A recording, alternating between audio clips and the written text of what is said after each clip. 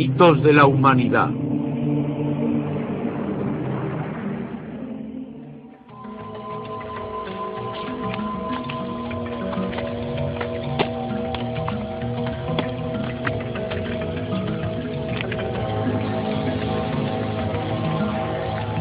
El diluvio universal.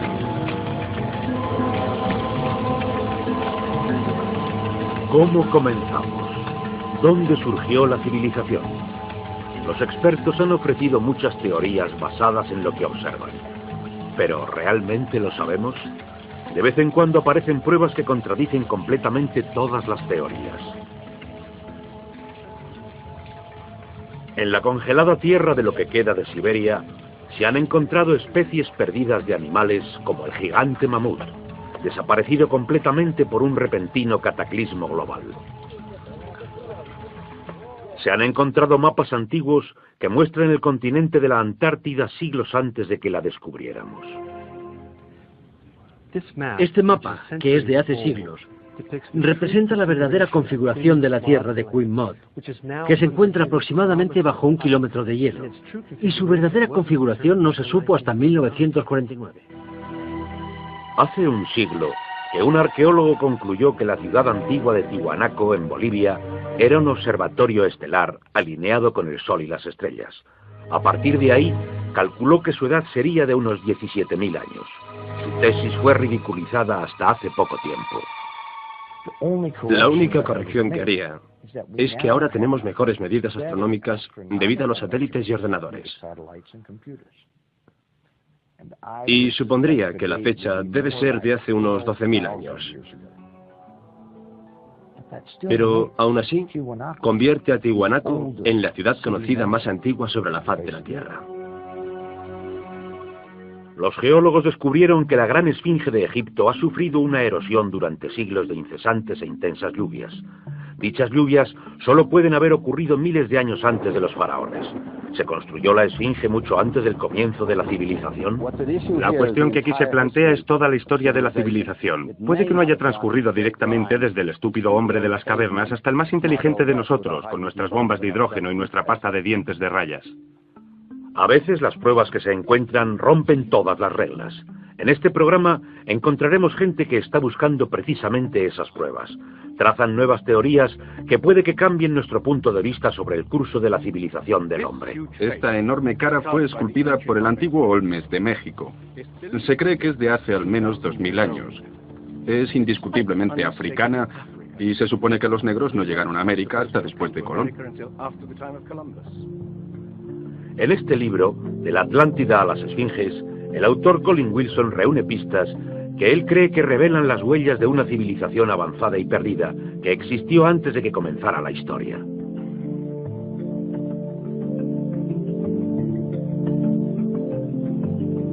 El filósofo griego Platón describió dicha civilización destruida por un enorme cataclismo y de la que le hablaron sacerdotes egipcios.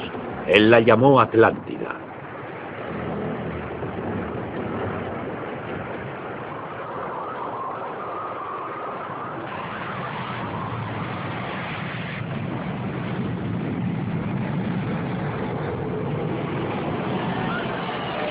Atlántida, un enorme cataclismo. Sabemos de dicho cataclismo a través de otro mito, el diluvio bíblico, el Arca de Noé, mito igualmente despreciado por los científicos.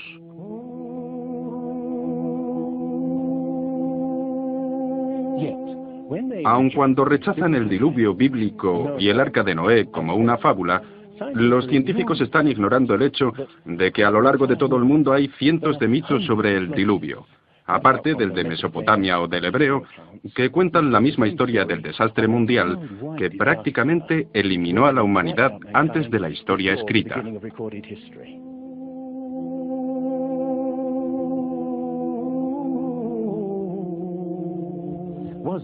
¿Existió realmente algo como un diluvio? Y si fue así, ¿existía una civilización que surgió antes que todas las demás? Estoy diciendo civilización, no Atlántida, ya que en cuanto mencionas la palabra Atlántida, un científico gruñe "oh no" y deja de escuchar. La idea del diluvio universal está más allá de la respetabilidad intelectual. Pero ¿cómo puede ser la ciencia misma imparcial? ¿Hace realmente lo que reclama hacer? Consideremos los hechos y empecemos desde ahí. A través de la historia, la ciencia ha tendido a centrarse más en sus teorías que en los hechos. Desde los hechos surge la teoría para explicarlos. Otros se dejan a un lado. Nuevos hechos pueden cambiar la teoría, pero con frecuencia son ignorados. Llamamos a estos hechos anormales, pruebas que no se ajustan.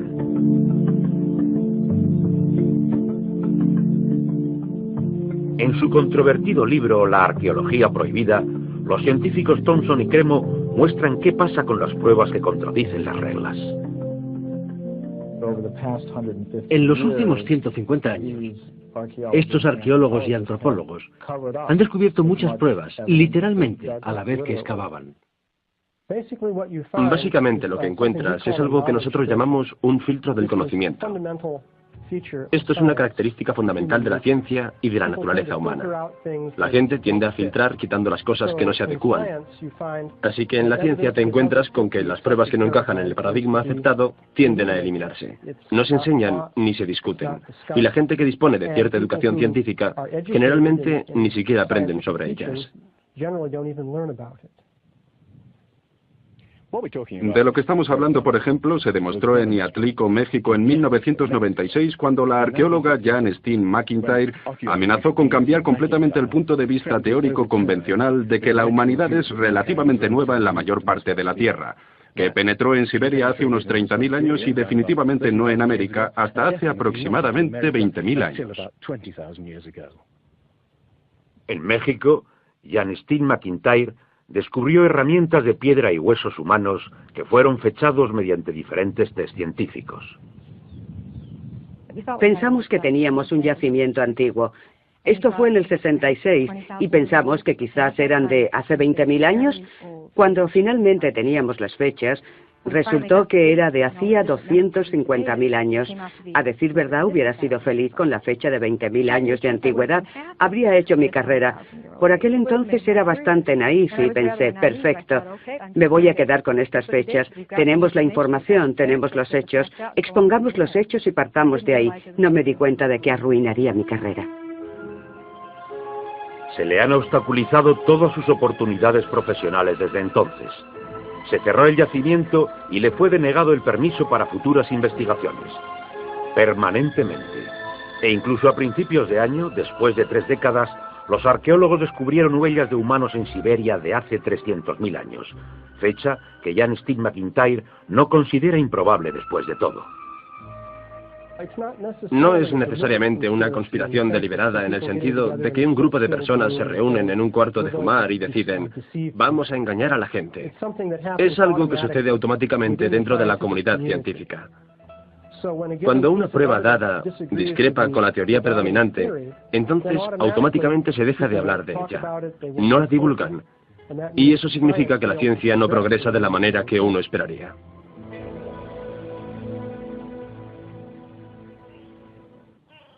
¿Están pasando por alto los científicos pruebas del pasado que hemos olvidado?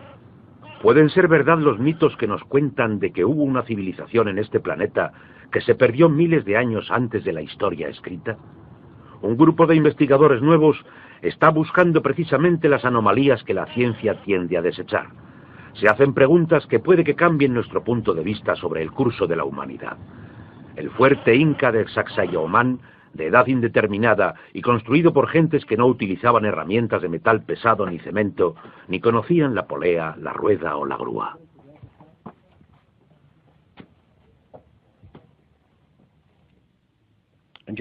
Mira esta piedra. He contado 11 esquinas. Debe pesar más de 200 coches familiares y revela la increíble destreza de esta gente en la construcción. Estas cosas revelan también algo más. Una increíble habilidad para manejar cosas de este tamaño. ¿Cómo demonios consiguieron subirlo ahí? Bolivia. Las misteriosas ruinas de Tiwanaku. Similar destreza. Habilidades de construcción avanzadas. Lo que es inexplicable. Las piedras que dan a este lado están perfectamente colocadas. Cogimos una aguja e intentamos insertarla en cada punto a lo largo de la unión. Y era imposible insertarla.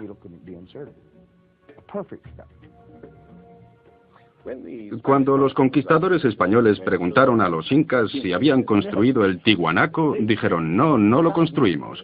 Estaba construido hace miles de años. Las pruebas muestran que fue construido por una civilización avanzada.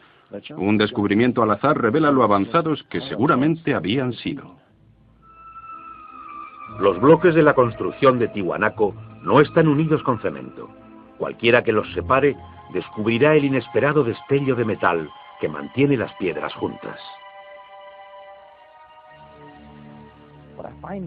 Lo que parece increíble aquí es que para mover cada obra donde se necesitaba una grapa, tenían que tener algo así como una planta de fundición portátil para mantener el metal en un estado de ignición sin llama.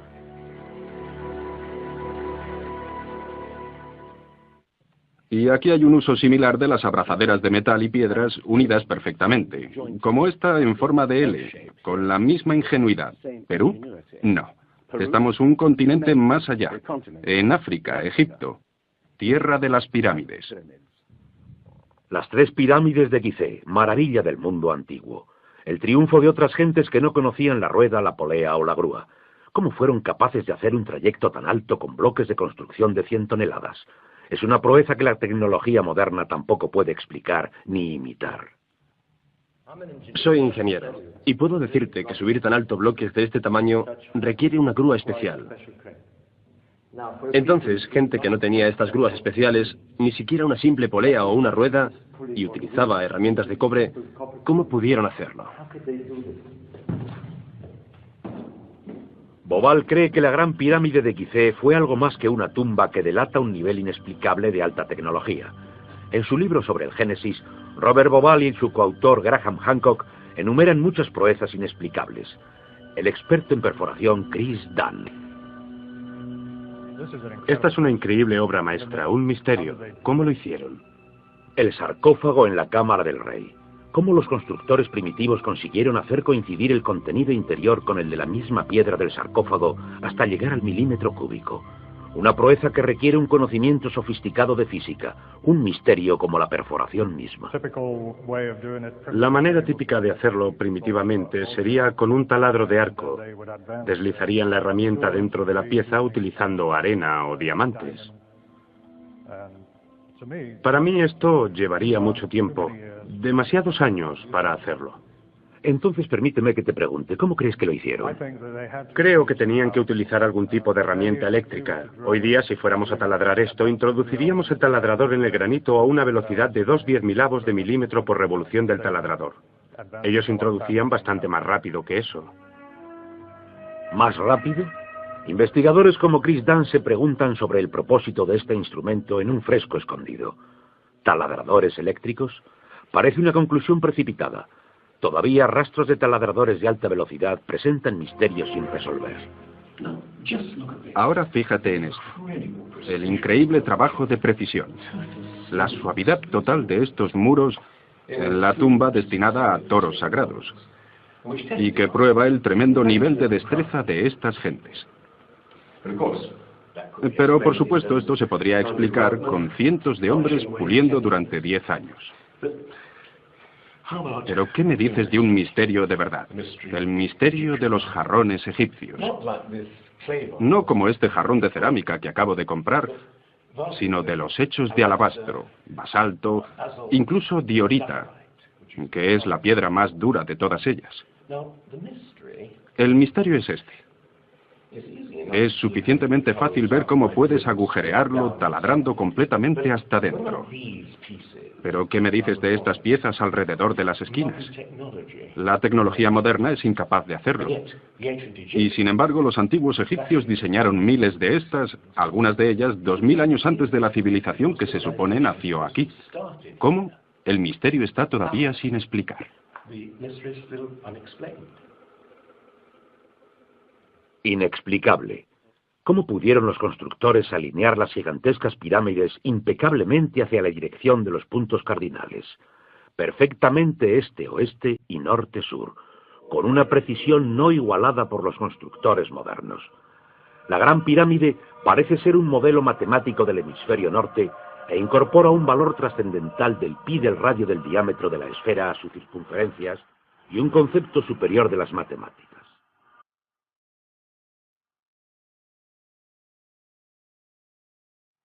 Está claro que tenemos aquí un sistema avanzado de matemáticas y tecnología, en un momento en el que se suponía que no existía. Y para conseguir estos resultados, los antiguos constructores tenían que usar un ángulo de 52 grados. Cualquier otro ángulo no valdría. Pero nadie en Egipto conocía pi. Ese valor trascendental está también representado en el ángulo de esta pirámide y el ángulo extraño que sus constructores le dieron en Teotihuacán, México, la ciudad que generaciones posteriores de atemorizados indios llamarían la ciudad de los dioses.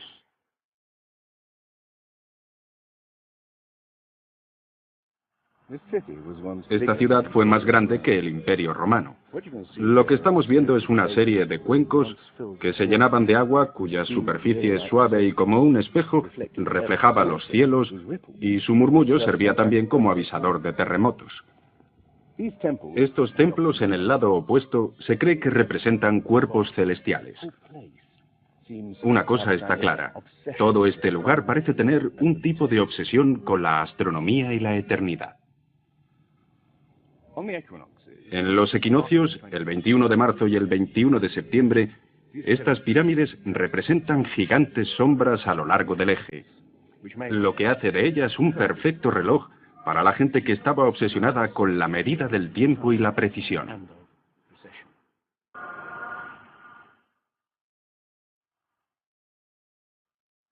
Como vinculadas por alguna fuente común, las civilizaciones antiguas alrededor del mundo dejan ver un sofisticado conocimiento de los cielos, lo que todavía tiene que explicarse.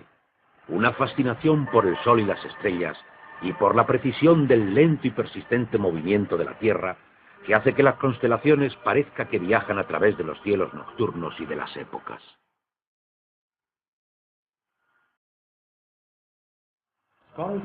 Los estudiosos afirman que los antiguos egipcios no tenían un gran conocimiento de astronomía, pero aquí se ve claramente su fascinación y conocimiento sofisticado del cielo. Mira las constelaciones del zodiaco: Leo, Tauro, Piscis, y aquí la constelación de Orión. Los antiguos egipcios vieron la constelación de Orión como su dios Osiris, señor de la muerte, los cielos nocturnos y el más allá. Bobal encontró pruebas del dios en todas las pirámides de Gizeh.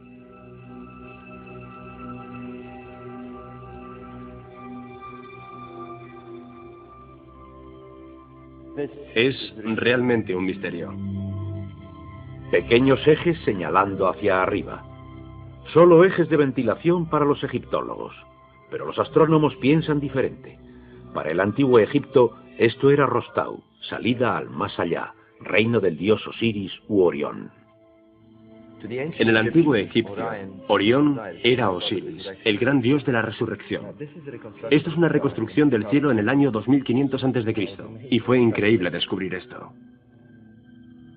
Los rayos conducen a Orión y a la estrella Sirius o Isis, consorte de Osiris.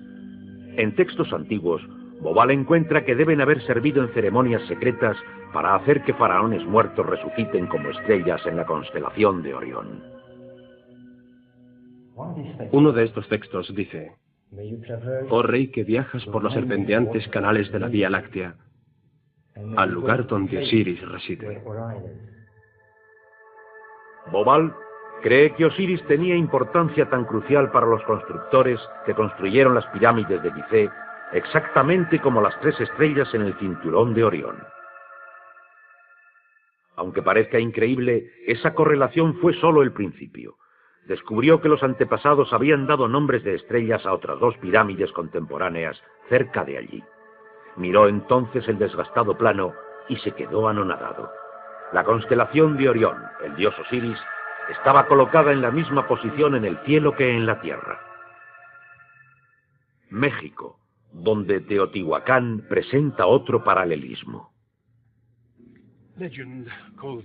La leyenda llama a esta la ciudad de los dioses y sugiere su propósito de transformar a los hombres en seres celestiales. Como en Egipto con las pirámides de Giza, los mitos hablan de su significado como reencarnación en las estrellas. Este es el secreto de Teotihuacán.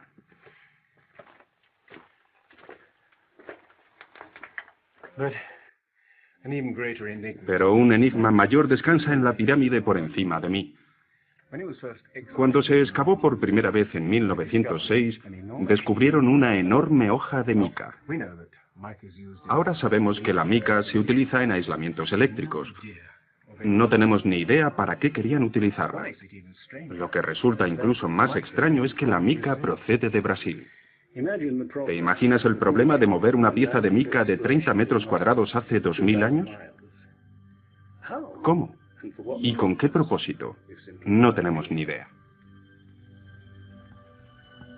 Tiwanaku, Bolivia.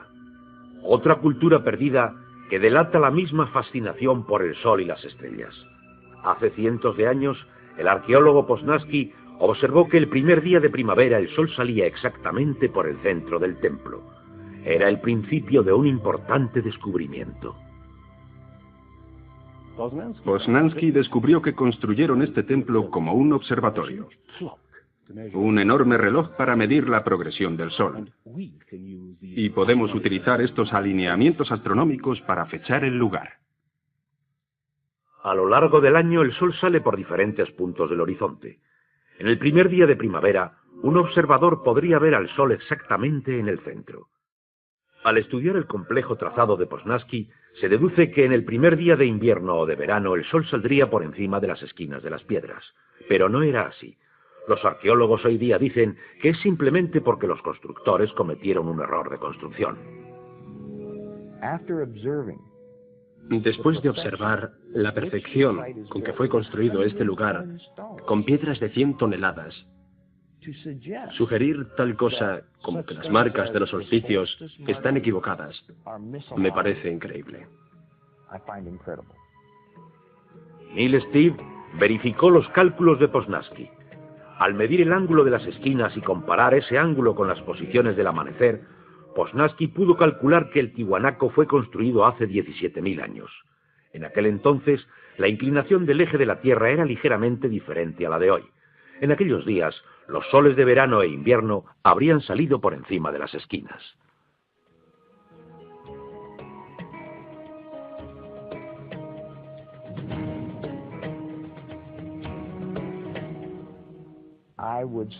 Sospecharía que la fecha sería de hace unos 12.000 años.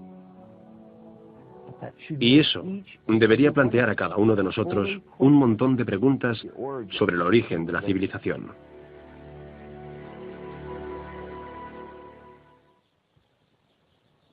¿Dejó una civilización perdida en el tiempo sus huellas en varios lugares del mundo?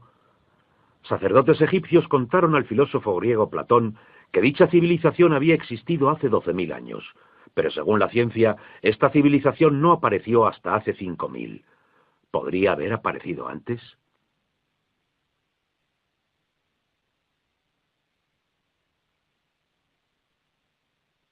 El investigador John West descubrió en Egipto que la esfinge de Gizeh no sufrió la erosión de la misma manera que sus alrededores, erosionados por arena y vientos del desierto.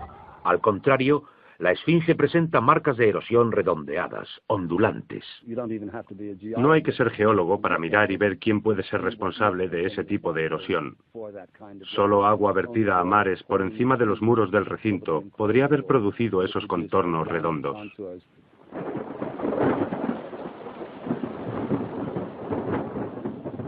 ¿Agua en el desierto del Sáhara? No en la época de los faraones. Para ello hay que retroceder hasta el final de la era glacial, unos 10.500 años antes de Cristo. Miles de años antes de que existiera algún faraón. Pero, ¿por qué tiene entonces la esfinge cabeza de faraón? La cabeza es desproporcionadamente pequeña. Vista particularmente desde el aire, se ve que el cuerpo de la esfinge es largo y aplanado, y la cabeza parece como un alfiler encima de él. Para nosotros esto es una indicación de que la cabeza ha sido reesculpida.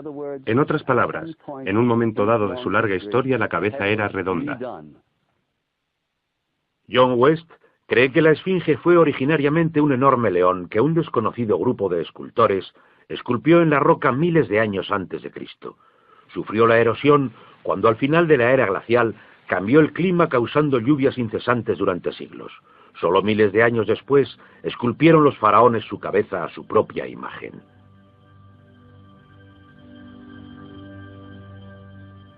¿Es la esfinge 2 veces más antigua de lo que pensábamos hasta ahora?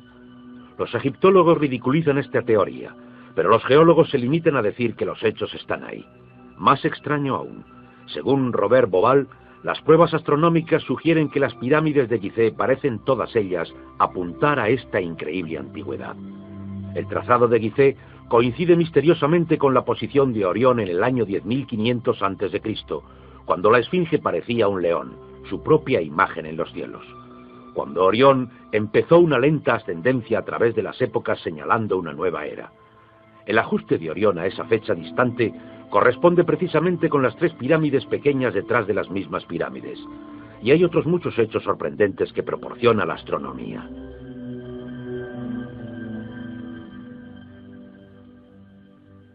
Esto coincide exactamente con las ideas que se han venido desarrollando en el análisis geológico de la esfinge. Así que hay justo 2 ciencias indicando que la esfinge podía ser de hace 10.500 años antes de Cristo.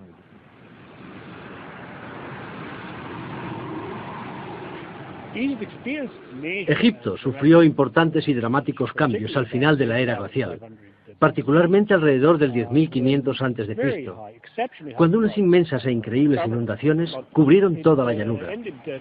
Terminaron tanto con el valle del Nilo como con el delta en general. 10.500 años antes de Cristo, época de inundaciones. ¿Podrían los diseñadores de Gizeh señalar esa distancia en el tiempo? La época en que el mito cuenta que el dios Osiris y sus ayudantes ascendieron del caos para traer los primeros frutos de la civilización. ¿De dónde venían?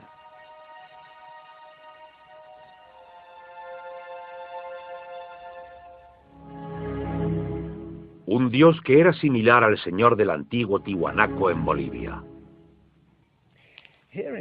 Aquí está el misterio de la ciudad de Tiwanaku, el dios al que veneraban. Alto, barbudo, descrito como blanco.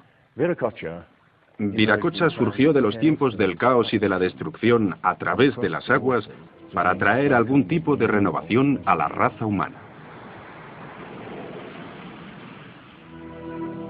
El dios blanco Viracocha. En México se le llama Quetzalcóatl, que vino con otros para traer los primeros frutos del conocimiento. Su imagen está por todo Teotihuacán.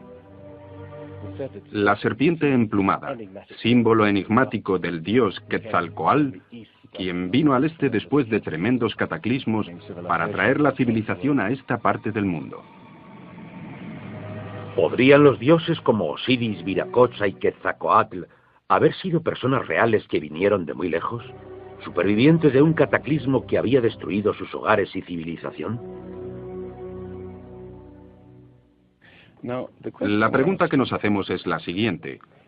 ¿Existió alguna remota civilización sin identificar que conectó Egipto, México y Sudamérica y dejó sus huellas, sin embargo, difíciles de identificar en un tipo de conocimiento? Tomándolo aisladamente, estoy de acuerdo, cada trocito de prueba revela poco. Pero consideremos todos estos elementos en común juntos. En ambas civilizaciones había enormes pirámides alineadas exactamente con los puntos cardinales, incorporando conocimientos avanzados de matemáticas. Ambas demostraron tener un conocimiento increíble de astronomía, expresado en los grandes monumentos sagrados que erigieron. Aunque no conocían ni la polea ni la rueda, ambas podían construir utilizando grandes piedras finamente unidas en un estilo único de construcción, con esquinas en forma de L y abrazaderas de metal. Y ambas culturas utilizaron el procedimiento de momificación para preservar y honrar a sus muertos. Aquí se encontró una nueva e increíble pista cuando la doctora Balabanova, de la Universidad de Ulm, descubrió para su sorpresa que muchas momias de Egipto contenían cocaína y nicotina, originarias de Sudamérica. Recibí montones de cartas que eran casi amenazantes, cartas insultantes, que todo eso no tenía sentido, que estaba fantaseando, que era prácticamente imposible, porque estaba comprobado que antes de Colón esas plantas no se encontraban en ningún otro sitio excepto en América.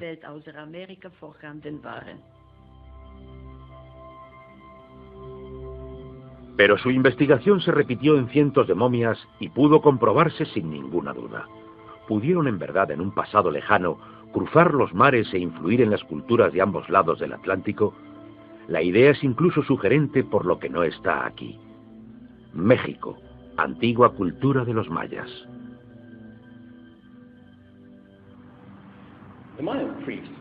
Los sacerdotes mayas tenían mesas para predecir los eclipses de sol y de la luna.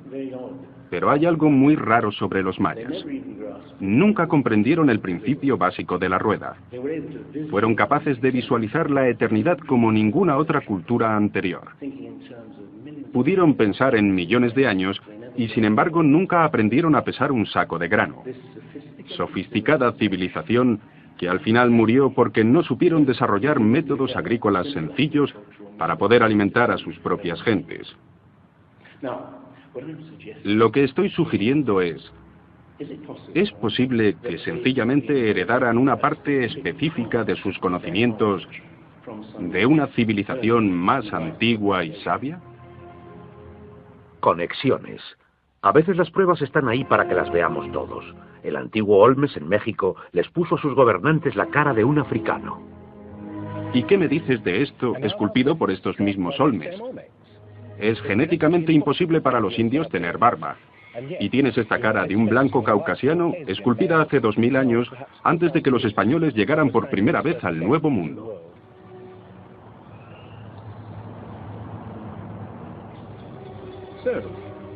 Caras de África y del Cáucaso, esculpidas muchos siglos antes de la llegada de Colón. ¿De dónde vienen? ¿Cómo llegaron hasta aquí? ¿Cómo llegaron a influir en la cultura más antigua de Centroamérica, la cultura madre de México?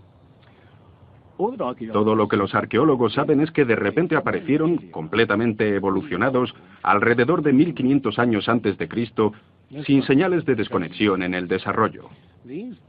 Esta gente, cuya expresión característica eran enormes caras esculpidas en piedra, cabezas de caucasianos y africanos, parecen haber aparecido de no se sabe dónde. Oaxaco, antigua ciudadela del monte Albán.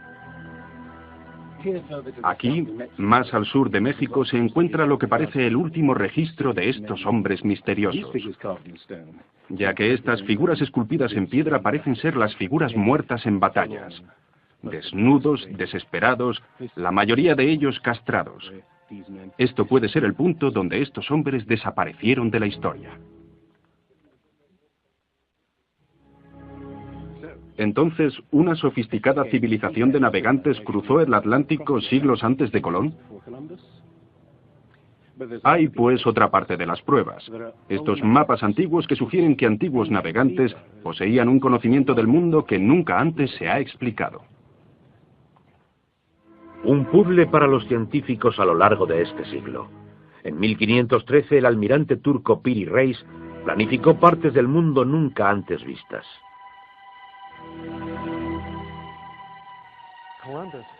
Colón exploró las zonas del Caribe. No hizo el recorrido desde Sudamérica hasta la Antártida. Nunca estuvo cerca de esta zona, pero estos mapas muestran todas esas características con bastante precisión antes de que Colón o cualquier otro explorador europeo hubiera alcanzado estas zonas.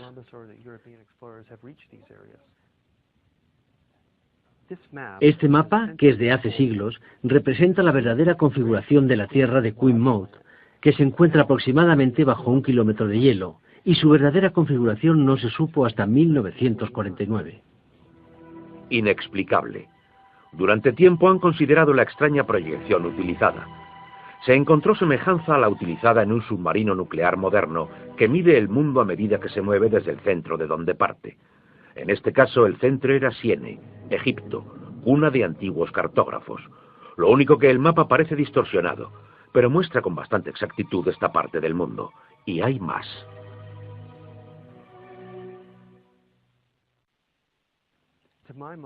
Para mí, el aspecto más significativo del mapa de Piri Reis es el hecho de que describe las longitudes con bastante exactitud, algo que los europeos no fueron capaces de hacer hasta el siglo XVIII, y este es el siglo XVI. Distancias. Esta historia comienza en estas playas en 1707, cuando la flota inglesa navegaba desde el Mediterráneo hasta las costas de Inglaterra. En aquellos días era bastante fácil determinar a qué distancia estaba el norte o el sur, midiendo el ángulo que el Sol y las estrellas hacen con la superficie de la Tierra. Pero no existía tecnología para determinar a qué distancia quedaba el este o el oeste. Distancia. Bien, el almirante Sir Cloudesley Shuffle se enfureció cuando un marinero de un país del oeste le dijo que estaba a unas 20 millas más allá del este y era probable que naufragara la flota en la costa. Cuando los oficiales le aseguraron que el curso estaba bien, hizo que colgaran al marinero por insubordinación. En sus últimos momentos de muerte, debió haber deseado no haberlo hecho.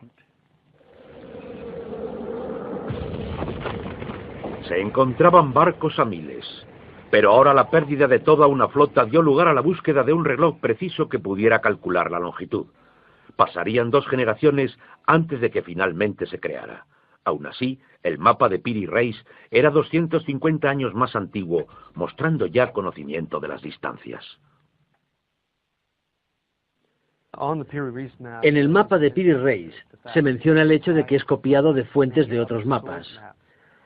Estas son copias de otras copias. La mayoría de la gente que ha investigado cree que los mapas pueden datar de la época de Alejandro Magno, pero realmente son aún más antiguos. Mapas del mundo diseñados antes de que aprendiéramos a navegar los océanos.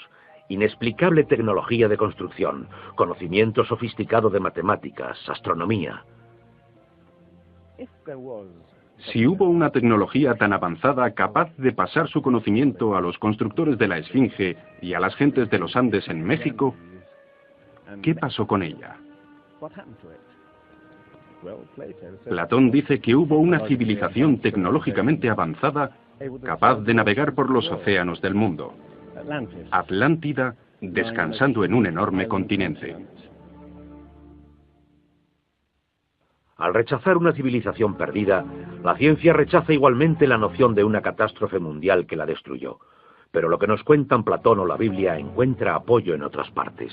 El Popol Vuh, el libro sagrado de los mayas, habla de unas enormes olas e inundaciones y de que los cielos se oscurecieron durante meses seguidos, de increíble frío, negras lluvias y granizo. Los hombres de la antigüedad hablaban de tiempos de caos, inundaciones y oscuridad, de donde los dioses surgieron para dar forma a las tierras de Egipto.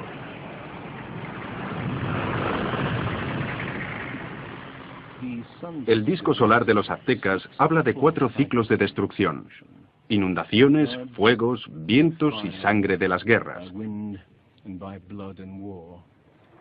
Y de prever el fin del mundo a consecuencia de grandes movimientos de las entrañas de la Tierra.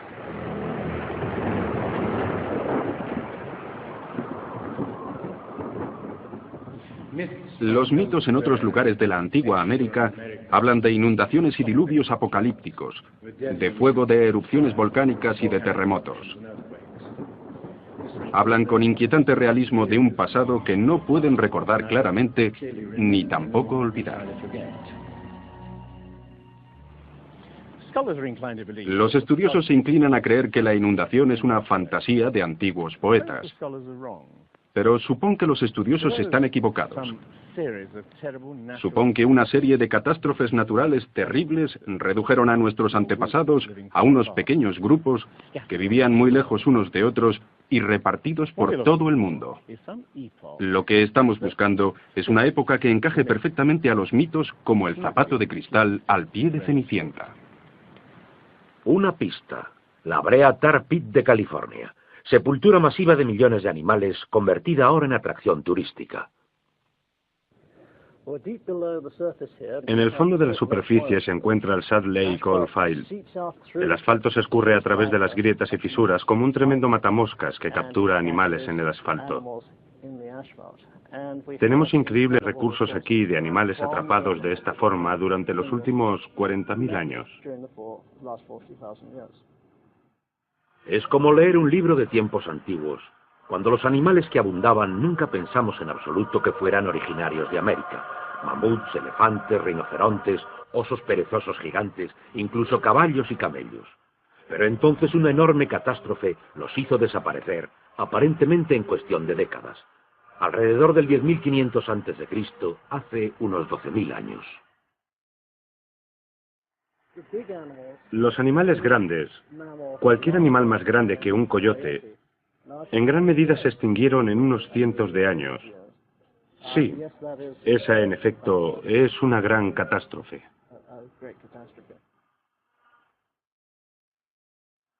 La prueba de una catástrofe. La edad del hielo. Hace unos 12.000 años. Las temperaturas que habían permanecido relativamente estables durante miles de años, de repente subieron muchísimo. Un asombroso aumento de más de 5 grados en un período de 3 a 10 años solamente. Este es el increíble descubrimiento de los científicos que perforaron en la capa de hielo de Groenlandia para investigar los cambios atmosféricos. Al núcleo de hielo de Groenlandia, alguna gente lo ha llamado la piedra roseta del clima, ya que es posible ver cómo puede cambiar el clima tan rápidamente. Es realmente un gran descubrimiento. Y este cambio ocurrió entre 3 años y un par de décadas próximas a lo que vemos hoy día. Hemos encontrado cambios increíbles en la química del hielo. Y encontramos que durante un tiempo, cuando las capas de hielo empezaban a fundirse, encontramos más señales de deposiciones volcánicas y de mayor magnitud.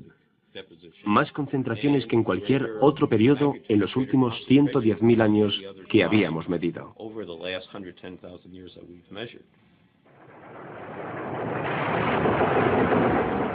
Movimientos volcánicos sin precedentes acompañados de cambios bruscos de temperatura y enormes inundaciones. Capas de hielo de más de 1 milla de espesor se derritieron en décadas. El nivel del mar subió hasta por encima de los 1.500 metros. Aparecieron mares donde había habido tierra. Se podía caminar desde Gran Bretaña a Escandinavia en un tiempo en el que la revolución climática dio forma al Mar del Norte. Fueron tiempos en que grandes inundaciones cubrieron las planicies de Norteamérica. Por eso ese esqueleto de ballenas fue encontrado en Michigan. Un tiempo de cataclismo al final de la edad de hielo que puede que se ajuste a los mitos. Solo en el Nuevo Mundo, alrededor de 70 clases de animales se extinguieron. Mamuts, osos perezosos gigantes, camellos, caballos. Lo pondré en perspectiva. En los 200.000 años anteriores, menos de 1/3 parte de ese número desapareció para siempre. Y el mismo modelo extraordinario de extinción se repitió en Europa y Asia. En Siberia y en Alaska se encontraron masas de huesos de millones de animales que perecieron en un cataclismo. El mamut gigante no fue víctima de los cazadores prehistóricos, sino de una catástrofe natural. A finales del siglo, cazadores siberianos se tropezaron con el cadáver de un enorme animal. Cuando se desenterró y transportó, se encontró que su estómago contenía plantas sin digerir procedentes de climas templados.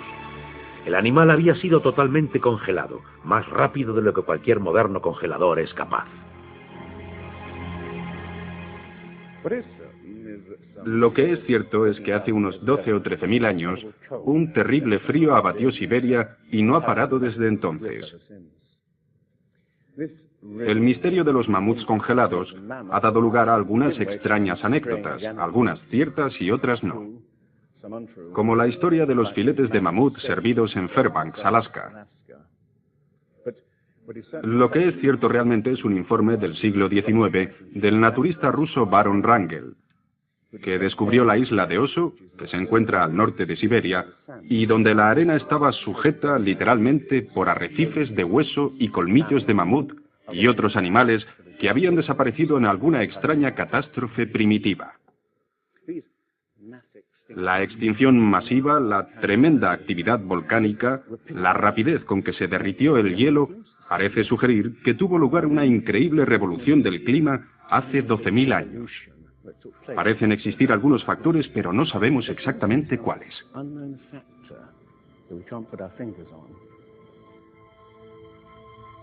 El fin de la edad de hielo. ¿Qué es lo que hizo esta revolución? Aquí está la gran cuestión. ¿Qué produjo el cataclismo? Una de las mejores ideas que se han propuesto es del americano Charles Hapgood, que sugirió algo que llamó desplazamiento de la corteza terrestre, que significa que toda la corteza de la Tierra se cambió de sitio de repente. Toda la cáscara exterior de la Tierra es solo una tercera parte de la masa de la Tierra. Se perdió, se movió, como la cáscara de una naranja.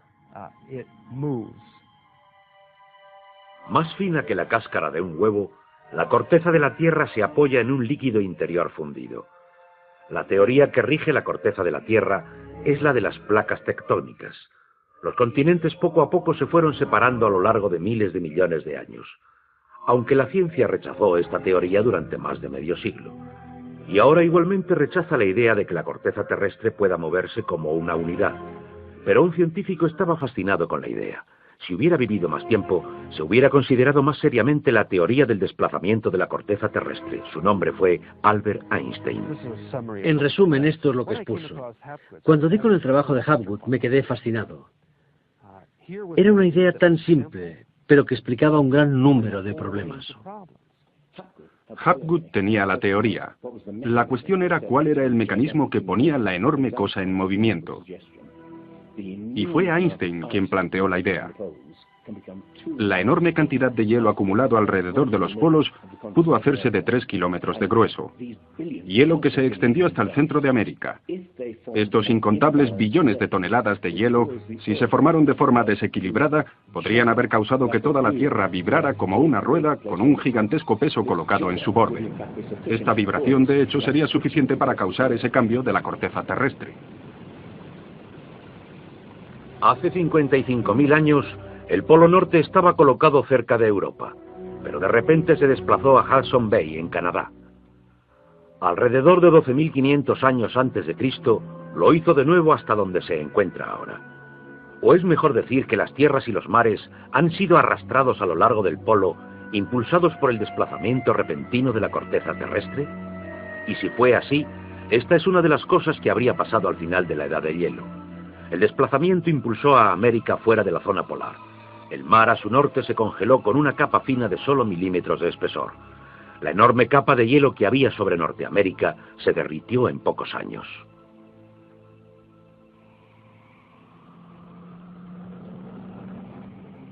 Lo que es interesante sobre la teoría de Hapgood-Einstein es que también explica bastante bien algunos otros mitos, bastante ajenos al mito del diluvio.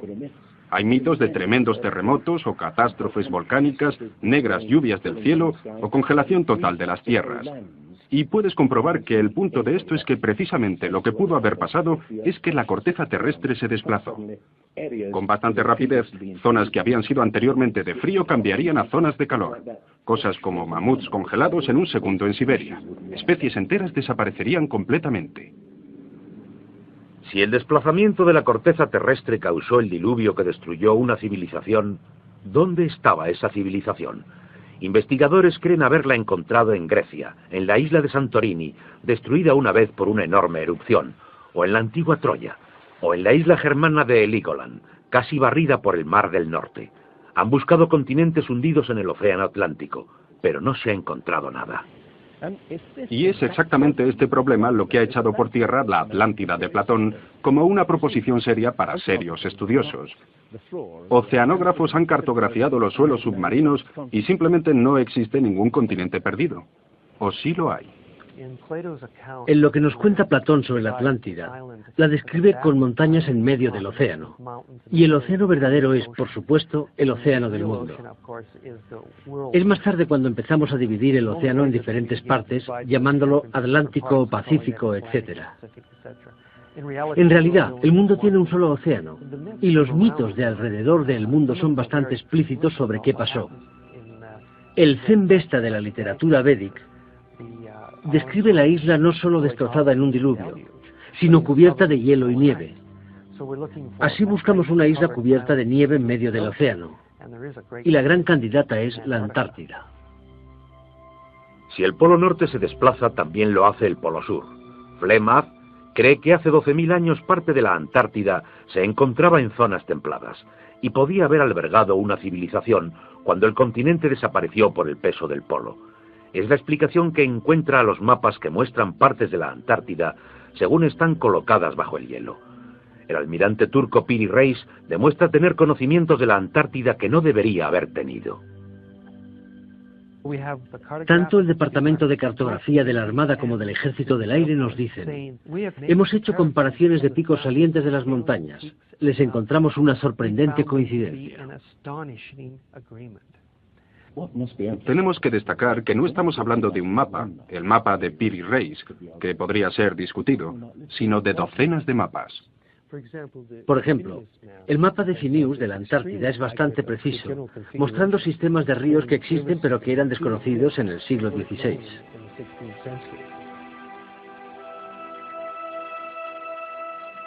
No se descubrió la Antártida hasta aproximadamente el año 1800.